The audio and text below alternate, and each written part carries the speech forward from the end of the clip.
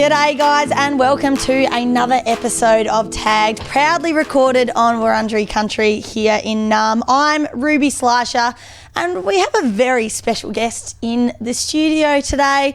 No, it's not our friend Sarah Hosking, although they may look and sound alike. It is in fact her twin sister Jess. Jess, how you going? I'm very good. I know last night we were talking about the fact that either Sarah is the Wish version of the Hoskings or maybe I am. But no, I think I was actually, when Tagged was in, the conversational starts, all just whispers.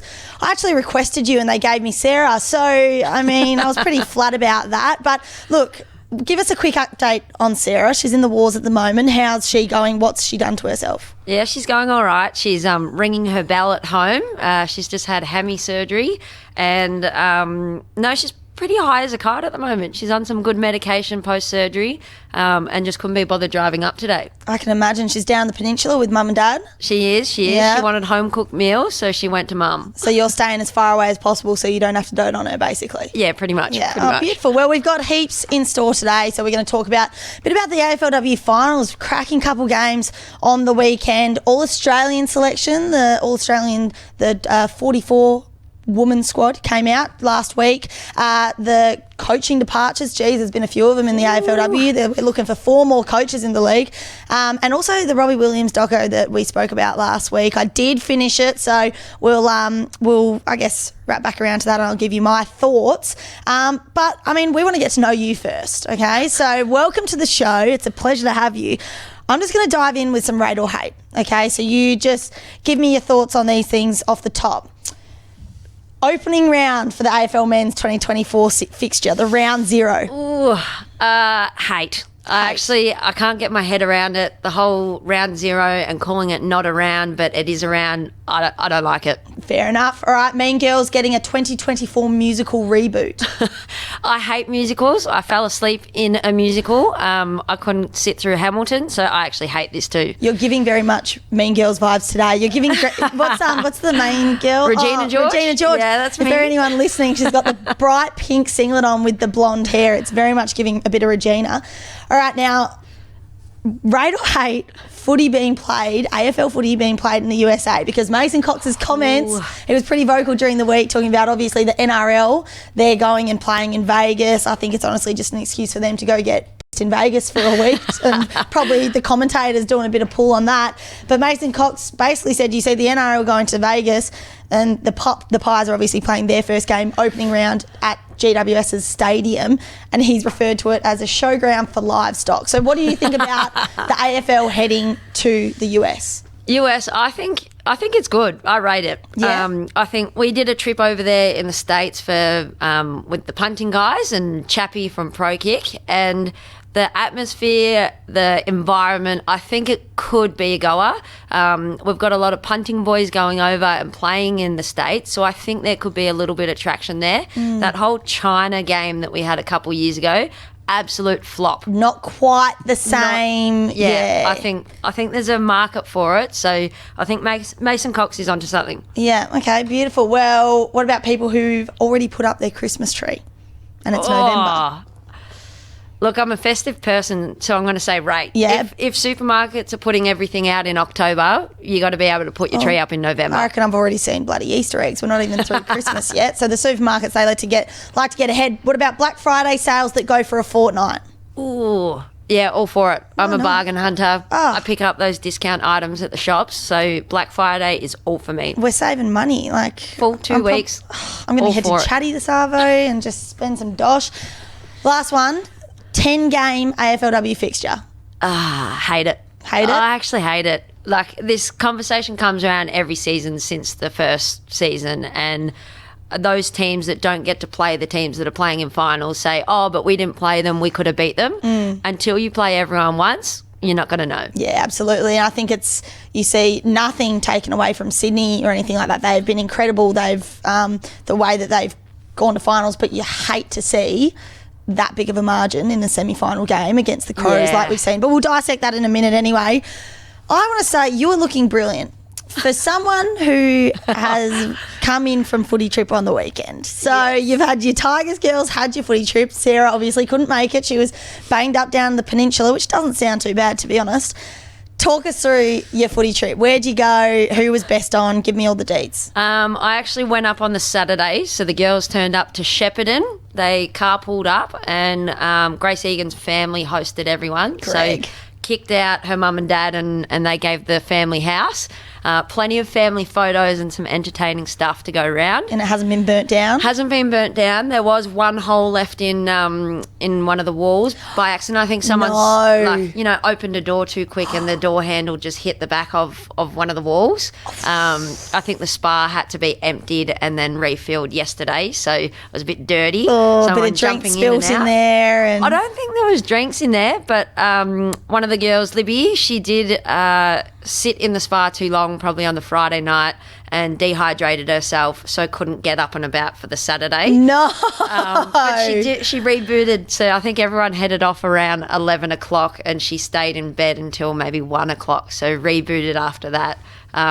Libby. So a good weekend, though. It was a great weekend. Shep turned it on. Yeah, Shep turned it on. We did pub golf, so everyone dressed up in golf outfits. And I don't know if you know, but I'm an avid golfer myself. So I said at the end of the weekend that I'd take everyone's outfits and actually wear them to play. But everyone looked great. It was good venues. We hit 3 or 4 different places on the Saturday. Yeah.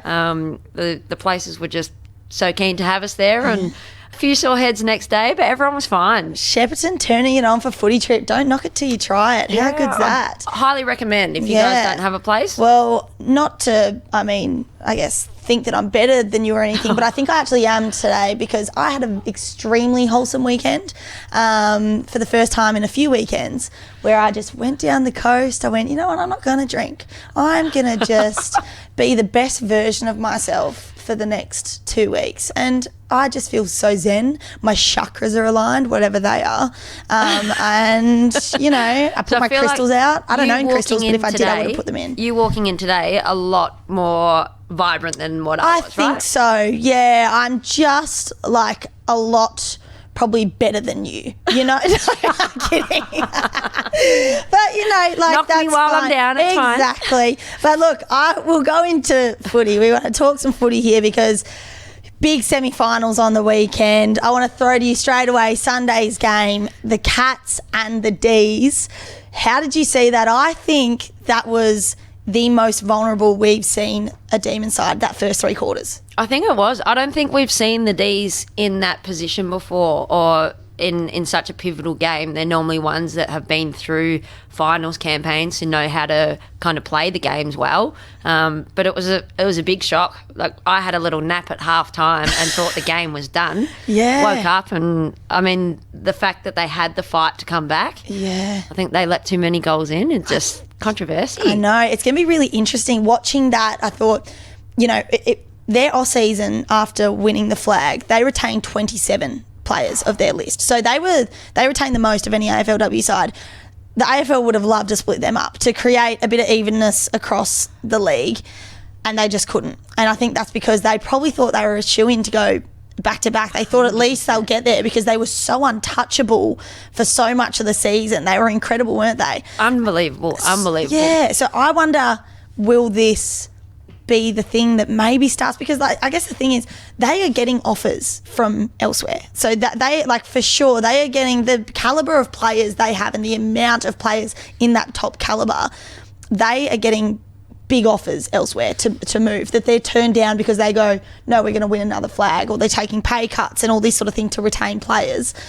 But I wonder, is this going to be the thing where they go, right, it's time to look elsewhere, like Brisbane did, like Batesy and stuff? I feel like you look at their list and the depth and the positions that the players can play. It just, this level of competition, it has to start spreading out to those lower teams and the ones that are finishing the back end.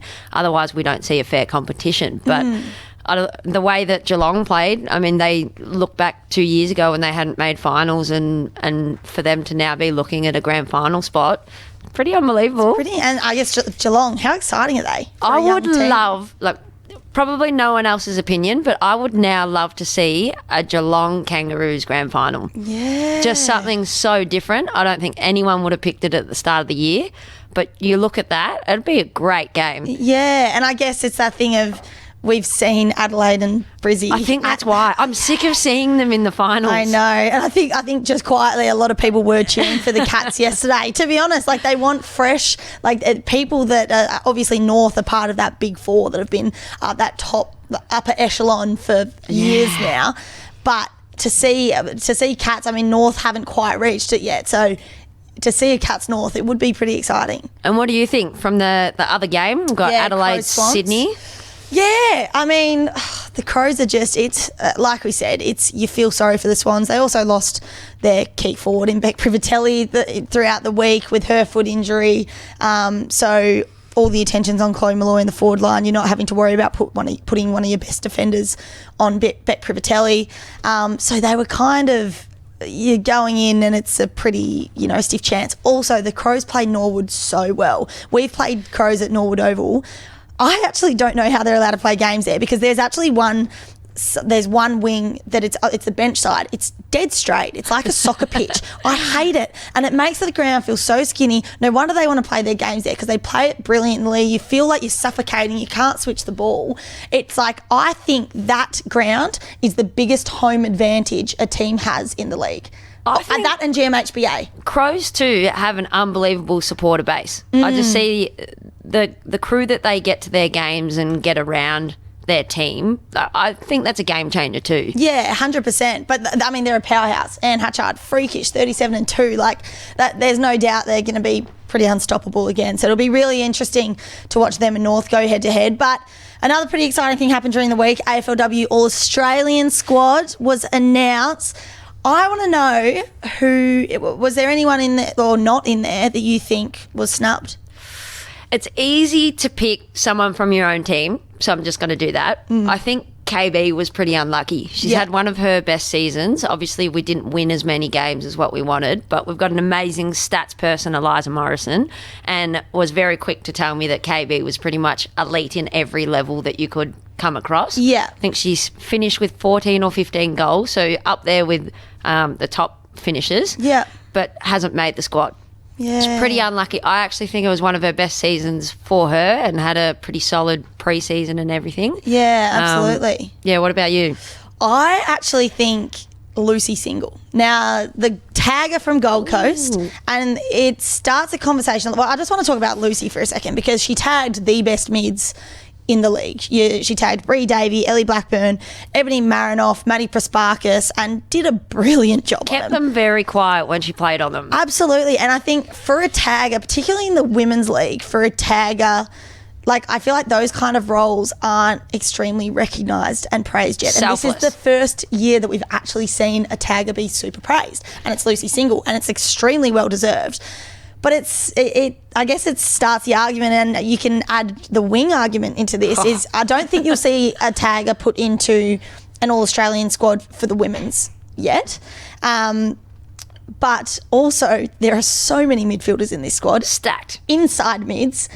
And it wasn't until last year where we saw Orla O'Dwyer, the Brisbane winger, actually get put on the wing in the All-Australian squad. Now, Neve Kelly, another Irish woman, Orla is Irish, Neve Kelly, another Irish woman for Adelaide, she has been named on the wing, which I love or she's been nominated and she has played on the wing. But otherwise, this is inside mids galore. I think most of these awards are midfielders awards. Yeah. And it's great if you're a midfielder, but you look at different positions and even some of the forwards and stuff. I know certain mids roll through at times, but they're not true centre-half forwards or small forwards.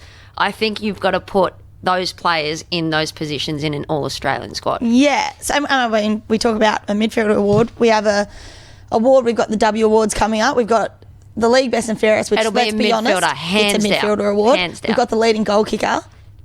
Do we bring in, and it's been a conversation in the men's league for so long, do we bring in a defender of the year, a golden fist, whatever it is, because midfielder is going to win the league best and fairest, no doubt, particularly in the way the women's game is right now, where umpires probably lean towards more players they know because there's not too many yet. Like the game is still growing. Where you wear the bright boots to get noticed or do your hair exactly. different? You reckon that's what Monconti's doing? No. 100%. I reckon she's a good enough player anyway. Well, what about if there was one player on your team that you'd go, she would be filthy if she didn't make it? Who would kick up a stink?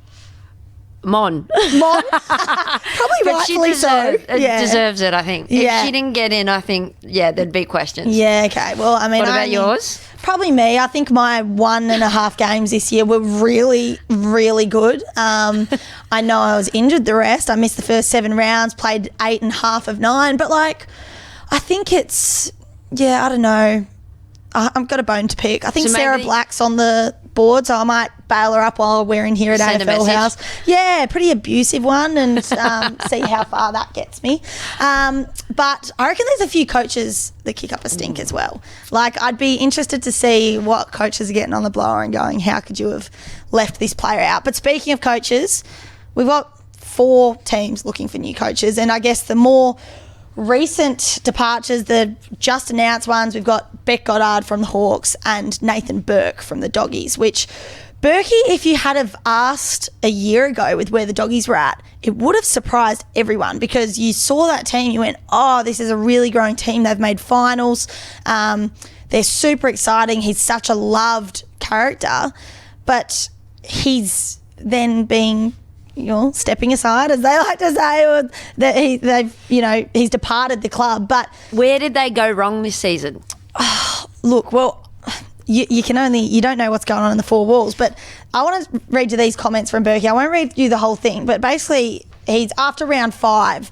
Obviously, they didn't win a game until very late in the season against West Coast. I think it was round 8 or round 9. After round 5, they still hadn't won a game. He's gone into the media and he said, we're not fit enough. Skipping ice baths and not eating properly doesn't cut it anymore. The whole league has raised the level and it's about time we go with it as well. If you're a player hearing your coach say this to the media, what's your initial thoughts?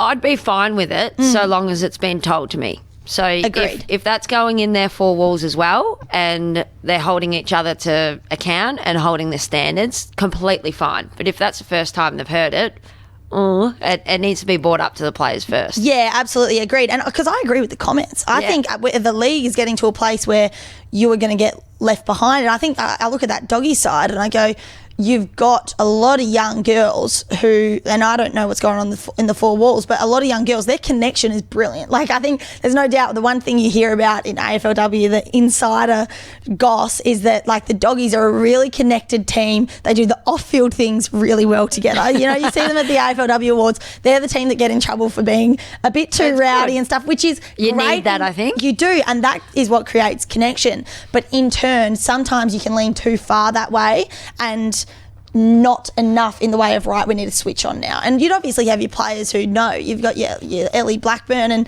and your Lammy and these girls who have been in it long enough that they know what it takes. But you need the rest of your list to lift to that level, I think. Yeah, I think where we're at the moment too, we're going from part-time into closing in on full-time.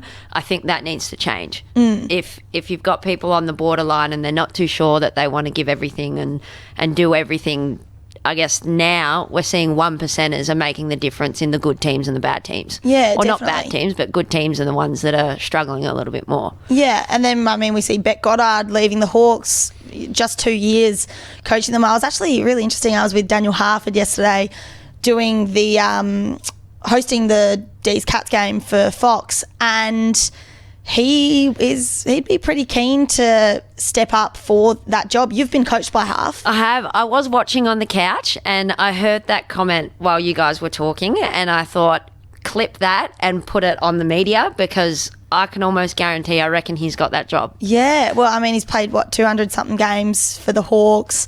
He'd have a very good connection with Sammy Mitchell, who's obviously coach of the men's. I think it'd be a bit of a no-brainer for the Hawks. I think so. He's got the connections and he's been there, so I think it'll be a good tie. Hawks need someone that's probably got the experience. Probably a shoe-in. Well, viewers and listeners at home have been really interested since myself and Sarah spoke about twin telepathy back in episode 1. Sarah told a story about when you were going in for one of your surgeries when you were a lot younger. The moment you were under, she came down with a fever and it didn't stop until the moment you woke up basically from this surgery.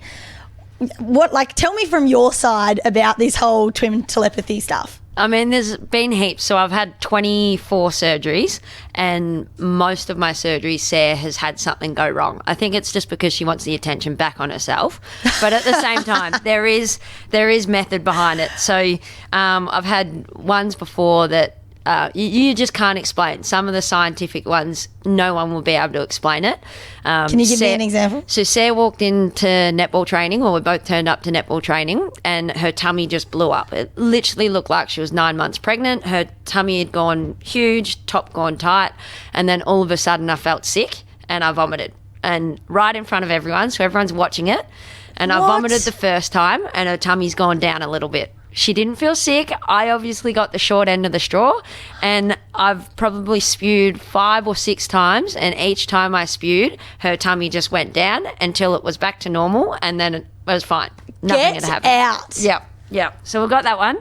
I know when we were younger, I think I'm pretty smart here, but Sarah sat a couple of my maths tests in school. I don't know if I played dumb and just didn't want to do the maths test, but she snuck in and sat my test for me. I was going to ask that. It was like, when have you used this to your advantage, I guess, of being a twin? Because there'd definitely be moments where you can, I guess, cheat the system. It's fantastic. We Each go other's out boyfriends? Yeah. I actually introduced myself to one of her boyfriends pretending to be her. So it was like one of the first dates or something, or maybe first few.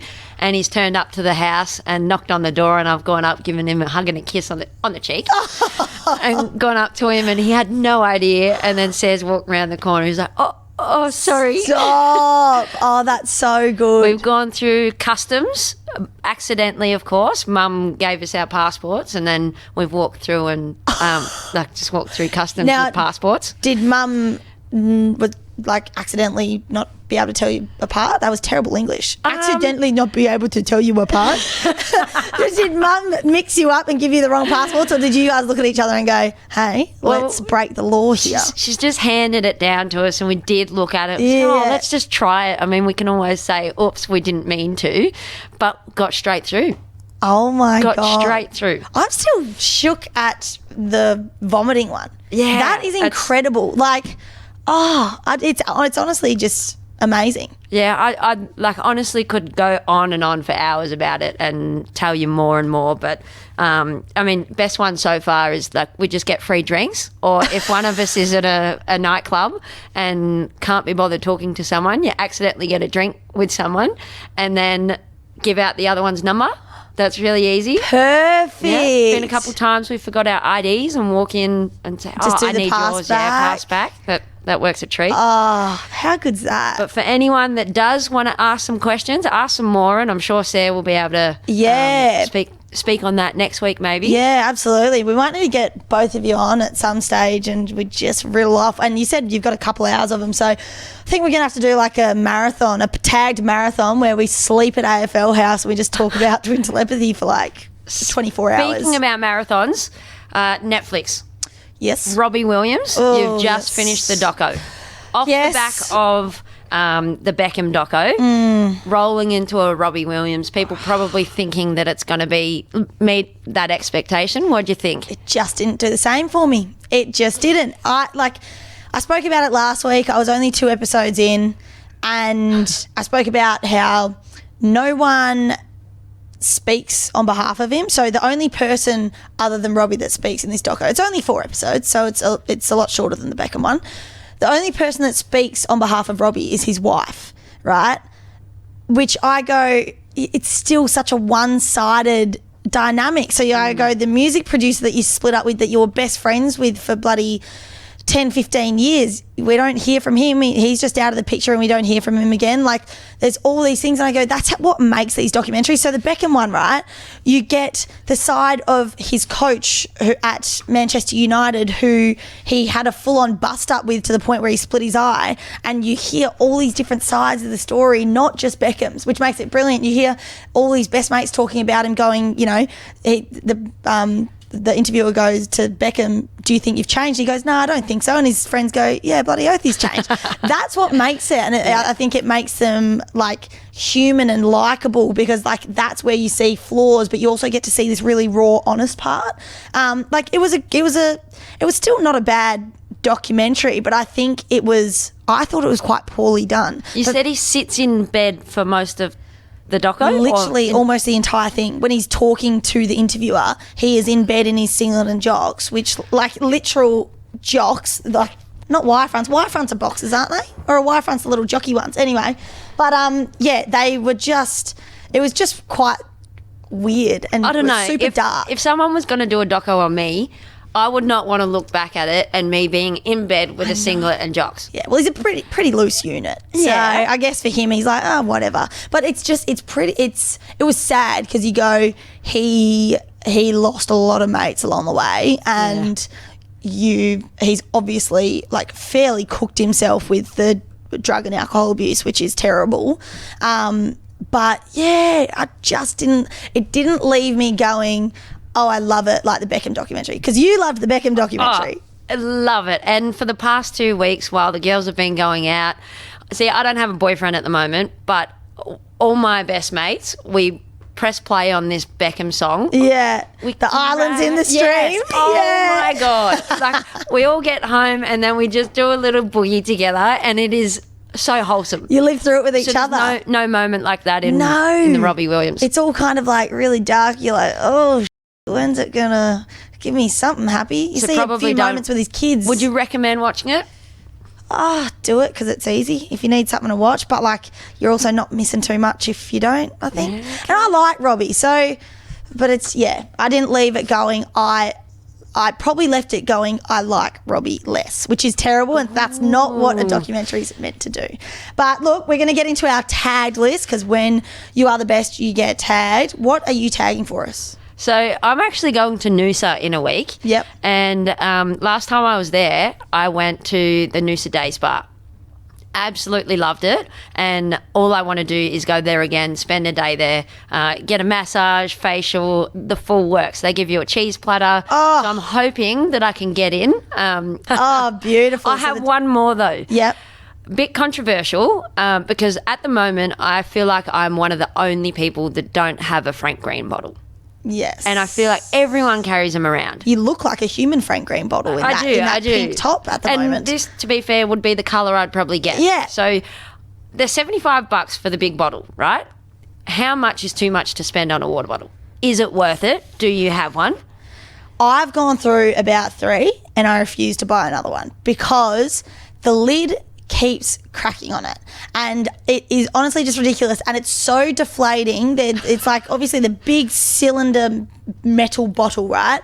As soon as you drop it, it could be from the smallest height, you get a dent in it, or you get like a really big scrape, and it's so unaesthetically pleasing. You know, it's just, it's so aggravating. You spend all this money on a bottle.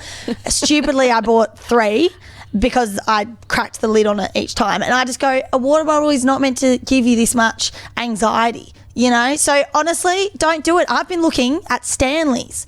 Stanleys are big in the US. I haven't seen the Stanleys. They're massive.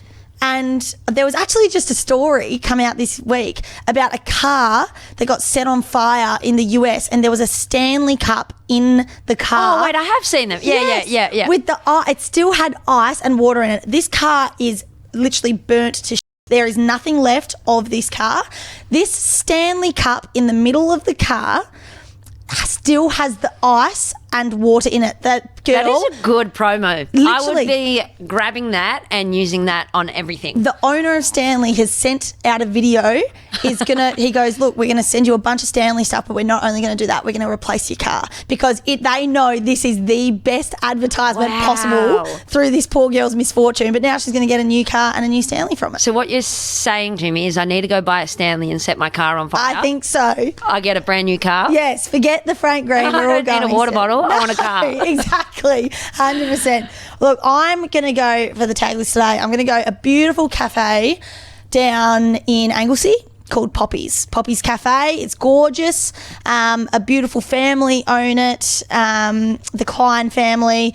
They own a few businesses around Anglesey. They own the pub, all this kind of thing. But it's just gorgeous. You walk in there, they've got like a fruit grocer, like an organic fruit grocer that's attached to it. It's also a plant shop, like I don't know, what's the real name for a plant shop? I feel like it's Not got a florist. name. Nah, like the proper plants. A nursery, Tegan tells me. Thank you, producer Tegan. A plant nursery. I think we go with plant shop. I think it's plant shop. But yeah, so it's gorgeous. You walk around, it's got this beautiful interior, plants everywhere, dog friendly. Best thing off the menu?